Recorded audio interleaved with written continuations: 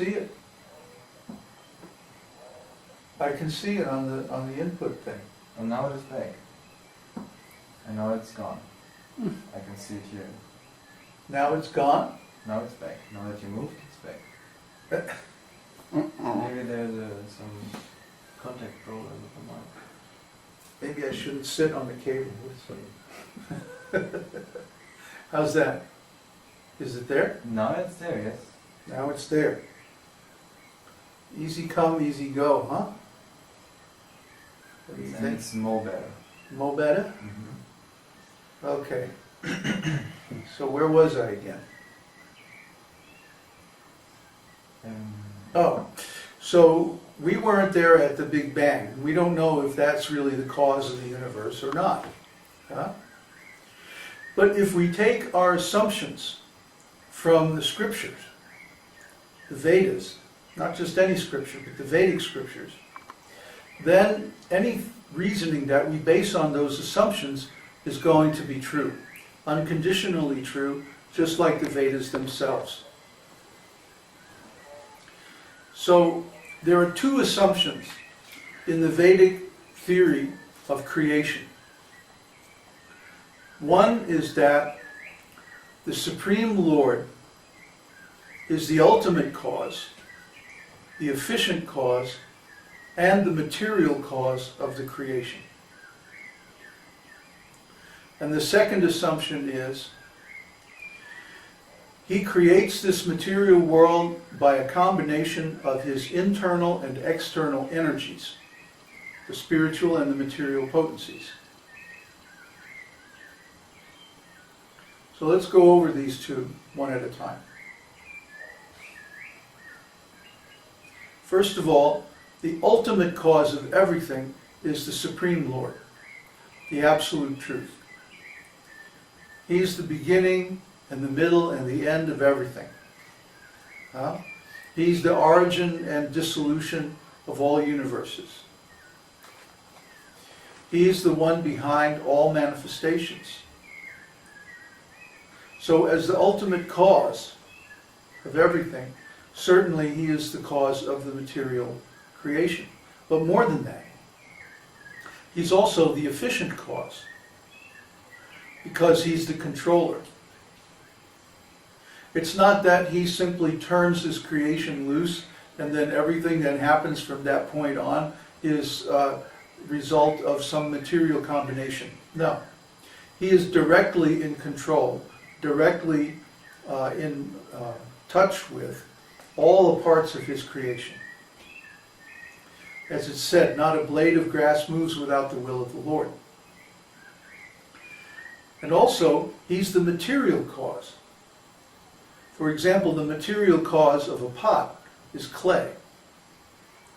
So the root substance, or the main ingredient of this material creation, is Brahman. And of course, Brahman is simply the effulgence of the Supreme Lord. So his bodily effulgence is the main ingredient in the material creation. Well, then how come this universe is dark? If we didn't have the sun, there would be no light. Everything would simply be dark. We wouldn't be able to see anything. So if this is really the result of the Lord's Brahman energy, why isn't it self-effulgent, like the spiritual sky? Well, of course, the answer is that this is not plain Brahman, it's this transformation of Brahman, called Pradhan. Pradhan means the sum total of all material elements. But in Pradhan, those elements are inactive. They're in a state of like suspended animation. Why? Because when the material creation is not manifested, then there's no time. And without time, there's no material combinations or transformations. So the material energy, without the influence of time, without the influence of the three modes of material nature, is simply inert. So the Pradhan, although it exists eternally as one of the Lord's energies, it doesn't do anything until the Lord himself activates it. When the Lord glances over the pradhan, he impregnates it with the spiritual energy, the tatastha shakti, the spirit souls, who desire to be away from the Lord. All the spirit souls have free will. So they can desire that they don't want to be in direct relationship with the Lord. Therefore, the Lord creates the material world so that these souls can go and be in illusion. Why? Because that's what they want. The Lord is the best friend of every living entity. He is fulfilling the desire of all living beings since time immemorial.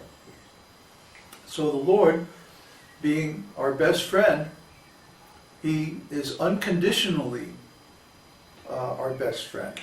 He doesn't say, well, if you don't like me, then I don't like you either. Nah. No. He makes the material world, and he actually comes with us into this material world and stays within our hearts, so that any time that we want to come back to him, we can simply turn towards him and again have a relationship with him through devotional service. So this is how kind the Lord is. But anyway, when he creates the material world, he impregnates it with the spirit souls, and he also gives the original impulse of energy that sets the material world into motion through time. And when the material elements mix with the time factor, there's a very elaborate explanation in Srimad Bhagavatam of how the modes of material nature and the material elements give rise to all the sense objects, the senses, the different states of consciousness, goodness, passion, ignorance, and so forth, and the different karma and karmic reactions of the living entities, and how all of this is actually derived from the mixture of the internal and external potencies of the Lord.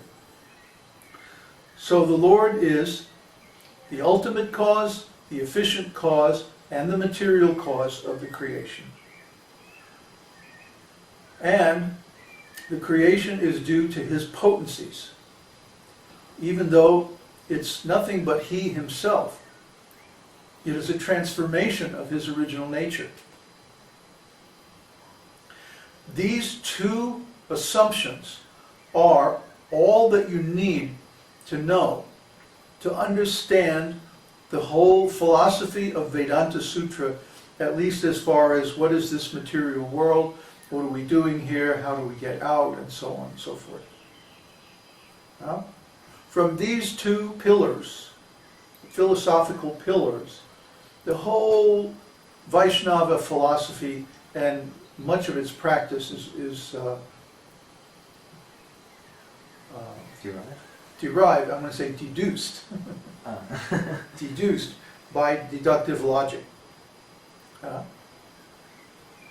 So we don't need to speculate, but we do need to think and understand, well, for one thing, how any other philosophy, any other view of the world is actually wrong. Take, for example, the scientific view that everybody learns in school nowadays. This assumes that matter can act by itself, doesn't it? They say the world began in this big bang. All these material elements somehow came together and kablooey. They started this enormous explosion, and that everything since then is simply being carried by the energy of that explosion. But they don't explain, where did those material elements come from? Who arranged them in such a state that they would explode? And who set it off? We don't see in our everyday experience that matter will put itself together into any kind of a shape. The theory of spontaneous generation, for example, was proven wrong, 500 years ago? We don't get flies from garbage. Mm-hmm. The flies come and lay their eggs in the garbage, and the larvae feed off of the garbage, and then they transform themselves into flies. It takes life to make life. Life comes from life. Matter can only beget more matter. But without energy, and especially without time, that matter can't do anything. Already? Oh boy. And there's one more thing that matter needs, and that is intelligence. It needs laws. Matter can't think for itself. It can only follow the laws of the universe. So, where did these laws come from? Who decided how the different elements would be able to combine into different substances? Who decided what the physical constant